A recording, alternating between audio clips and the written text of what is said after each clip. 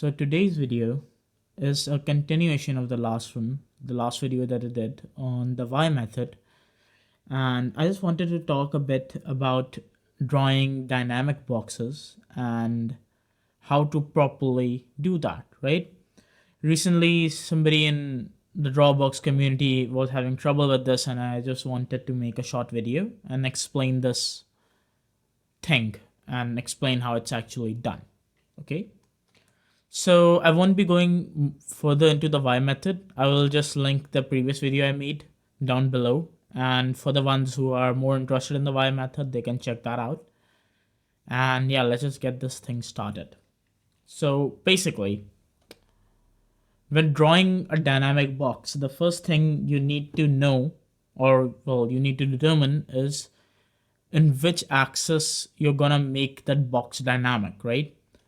For example, that's your y, right? Where do you want this y to be dynamic? Do you want it to converge towards this side? Do you want it to converge towards this side? Do you want it to converge towards this side? This completely depends on you, right? You can make it converge towards two sides simultaneously. You can also make it converge towards all three sides, and what that would do is basically turn your box into more of a triangular diamond shape, right? But that's like a topic that we'll go into later. Right now, I just want to explain to you guys how to make it converge towards one side more dynamically, right? Obviously, I'm doing all this digitally, so I'm not gonna place a point every single time. I'll just do this using the line tool, but obviously you guys know what to do if you have seen my previous video. So basically, let's make the box dynamic towards this side. Okay, I'll change the color so it's easier to see. There you go. Let's make it converge towards this side, somewhere around here, right? As we looked before, what we want to do is, well, draw a line that converges with the other three lines at this point, right? So normally you would place a point and you would converge it over here, right? But the thing with dynamic boxes compared to shallow boxes is that with shallow boxes, the vanishing point is completely off the page. For example, it's over here somewhere, right? With dynamic boxes, that point, instead of being miles off, is right here, or is right here. It's like half the distance in simple terms, right? The closer your vanishing point gets, the more dynamic your box will be. So instead of placing your point parallel to this line, right? Instead of placing it like this and having it converge like miles away, you will place a point like that and have it converge a lot closer to to this line, right? Instead of it converging farther away, you will place a point that is closer to this line and make all three of these lines converge faster. So again, obviously I have placed this line, so the next line you place should also converge with this line, right? We're just doing one dynamic box right now. I will obviously show you more as the video progresses, right? So this line will converge somewhere along this axis, and this line will converge somewhere along this axis. Similarly, now you need to find a line that will converge with this line and this line, right? So I'm just gonna estimate as we always do, and I'm saying that this line is gonna go towards here, this line going to go towards here, they'll meet somewhere around here, right? So it's just the same process as the Y method. After that, you will just match the lines and try your best to make them converge in simple terms, right? There's nothing new to this. It's just the placement of the vanishing point is a lot different, right? Place that, you'll place that. Oh, nope. Place this, you'll place this, and you'll place this. Nope. Let's see if we can find a point that will converge nicely. There you go. Ta-da. There you go. You have one dynamic box. Give me a second. Let me mute this. There you go. Right now, this isn't extremely dynamic, right? One thing you might have noticed when we talk about perspective is that oftentimes something, anything you draw will shrink very, like very rapidly. That would be like a very sharp dynamic object, right? So what you can do in that case is, well, again, we'll again start with the, well, this, let's just do the same y. Or okay, you know what, let's just make a new one. Shouldn't take, it should only take a second.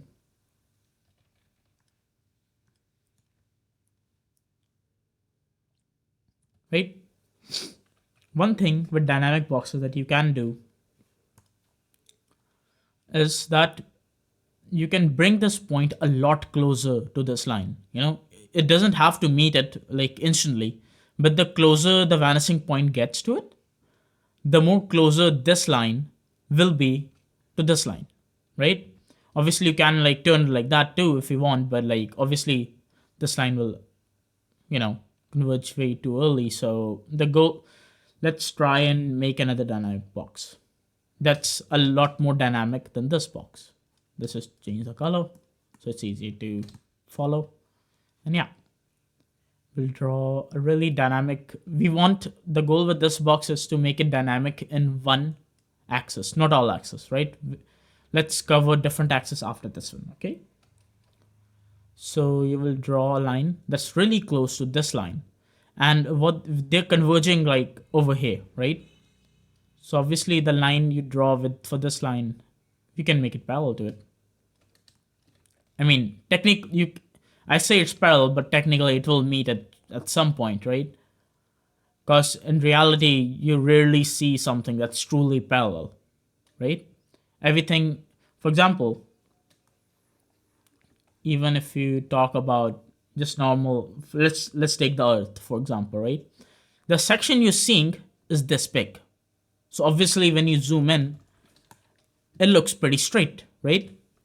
Similarly, in the real world, when you're drawing anything, the section you're seeing is way too small, right? Of everything is converging constantly. It's just that the section you're seeing is so small that you just don't notice it, right? And you say that's parallel, but in reality, it's like converging by 0.0000, I don't know what percent, right? So similarly, we'll just make another small line. That's okay. There you go, and we'll make it converge over here. Both these lines converge somewhere around here, and since these are somewhat parallel, you can just draw a simple box shape over here. Shouldn't be a problem. Again, when drawing these lines, make sure to take into account these lines as well, right? As well as the other vanishing points you have decided, as we discussed in the last video, right?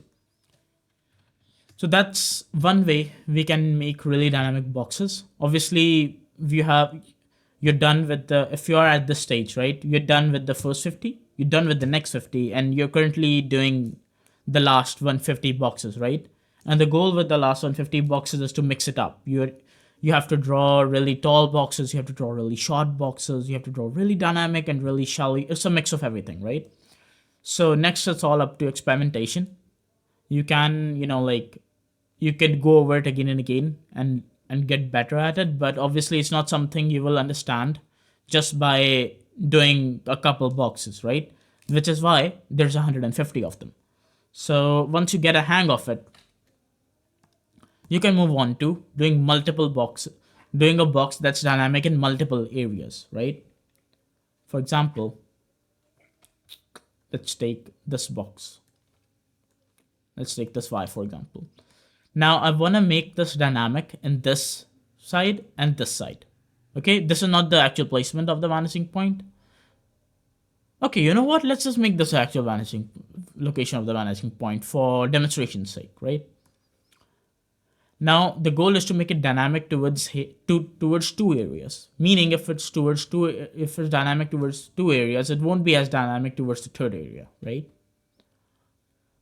So make a point. You can make it towards the third area as well. It's the same thing, really. But for simplicity's sake, I'm not gonna do it right now. I'll just make one that's dynamic towards two vanishing points. Then let's try the third one. So again, this is gonna be, and it's up to you how long you want to stretch this, by the way. As long as these lines are properly going towards the vanishing points, it's up to you how wide you want to stretch these. For example, I can stretch this like towards here. Okay, no, I can't. Never mind. Never mind. There you go. Yep, you kind of fucked. You gotta choose a side. I forgot. This is what happens when you take a break from Drawbox for a while. This is exactly what happens when you take a break from Drawbox for a while. Turn into fucking weirdo with slightly outdated knowledge. I've just been exploring portraits and whatnot for a while, so sometimes there's things that I forget. It just shows that there's always more you can learn, you know. So this is dynamic to its two sides, this side and this side, right?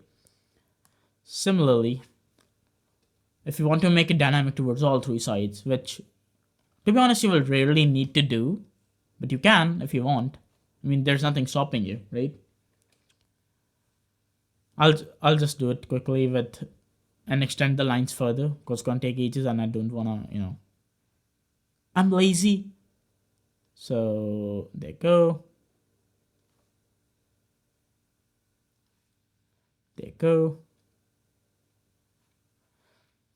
And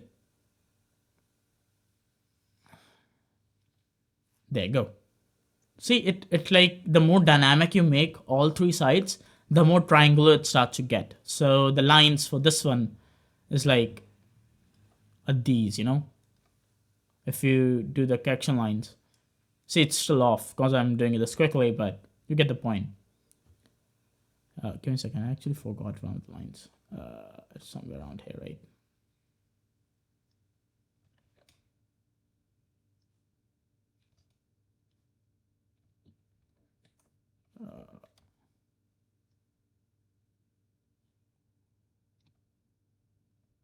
There you go.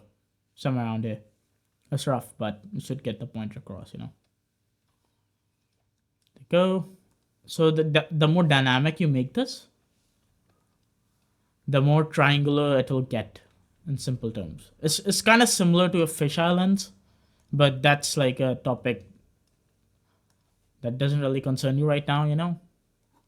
Maybe once you reach the higher lessons towards lesson 6 and 7, you really go into perspective and you can actually start understanding what you're doing, with perspective. So obviously there's a ton of mistakes because I'm doing this quickly, but this would how generally a box would look like if it's dynamic in all directions. If you do it properly, it should actually look like this. It should actually completely turn into a triangle shape. Now all these lines are converging at here, at these, right? Obviously it's up to you. You can make them you can bend them a bit more. You can make them converge like this if you want.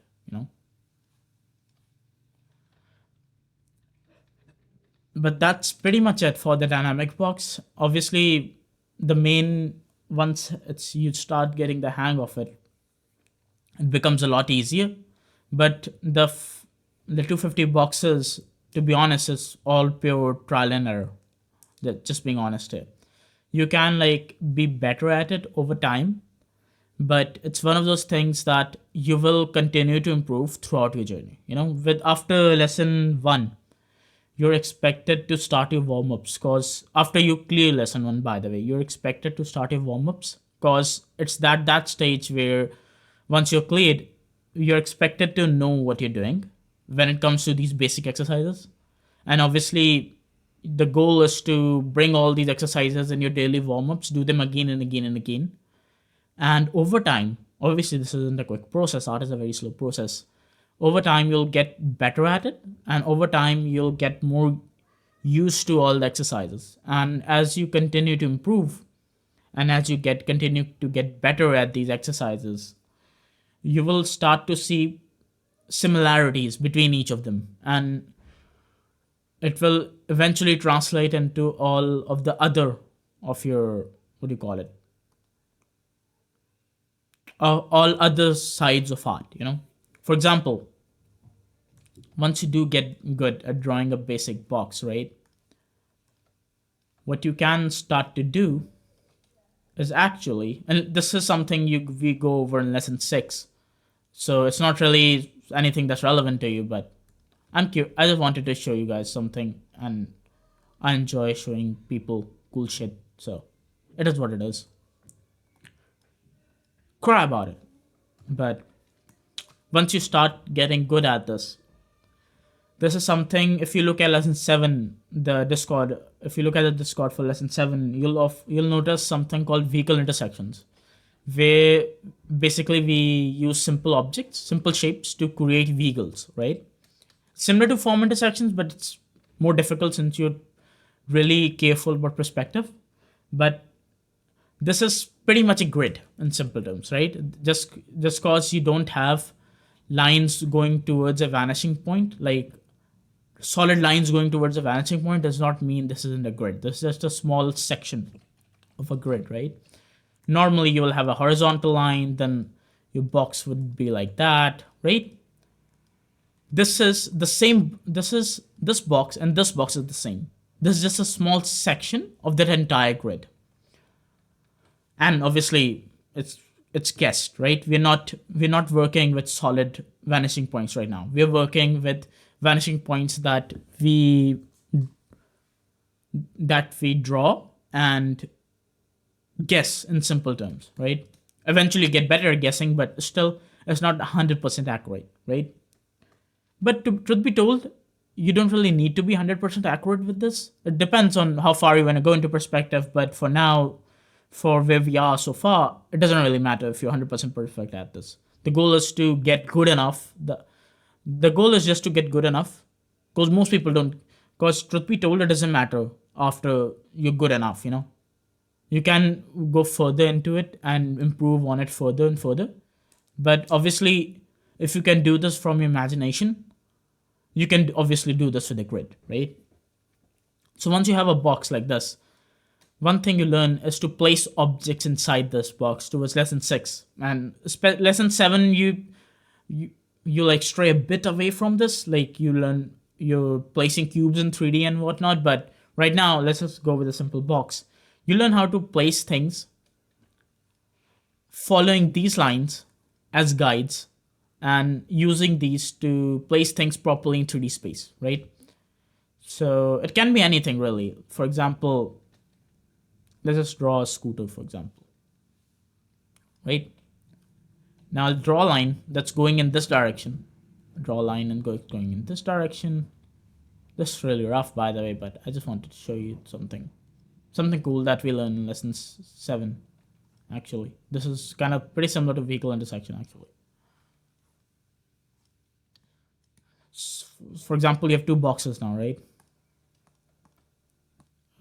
They go.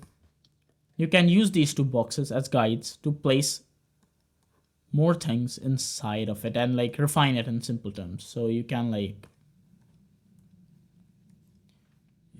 add curves. Obviously, the curves you add will be similar on both sides if you're making a vehicle, right? Because the curves are annoying as hell with vehicles. So add a curve, you add another curve, then you can add a chair over here, you can add a cushion over here,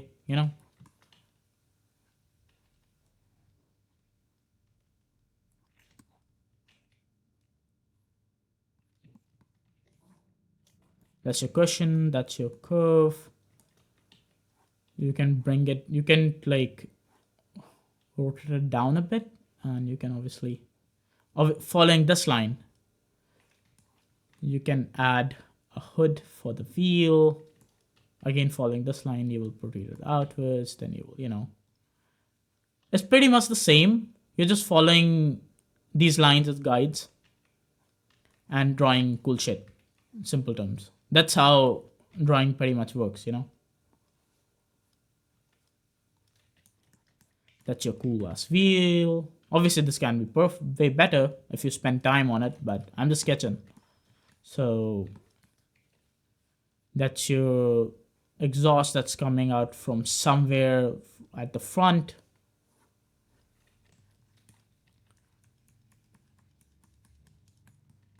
And the possibilities are endless, you know. You can do anything you want, really. It's up to you as to how far you want to take this. So you can like continue this further. Obviously, you should like in lesson 7 you would place proper shapes on top and go follow that further. Since there's no guess, we don't do a lot of, since you know we don't really exactly encourage guesswork. We prefer that you know you define everything first before you start doing your own thing, right?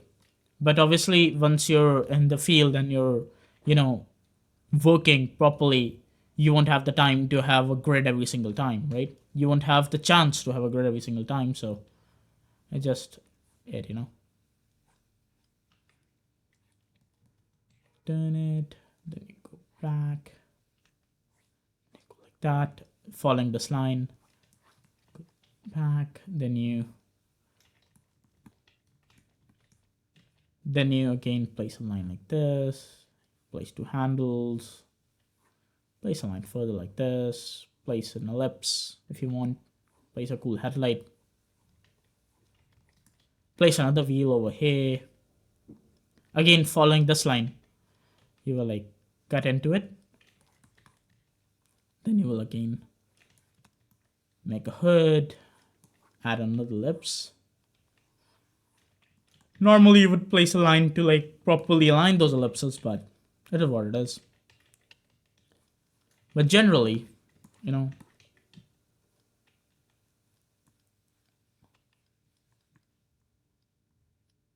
the goal is just to learn how to properly draw using these shapes, right? But obviously, in order to draw with these shapes, you need to learn how to draw these shapes effectively, right? And obviously, what you're drawing can be really dynamic and can be really shallow. So it all completely depends on how good you can be at learning the basic shapes. And then it's, to be honest, it's easy after that. Once you learn the basic shapes and you learn how to break things down into basic shapes, the rest is just, you know, extra steps where you add more details, add lines following those shapes. And yeah, that's pretty much it. See ya.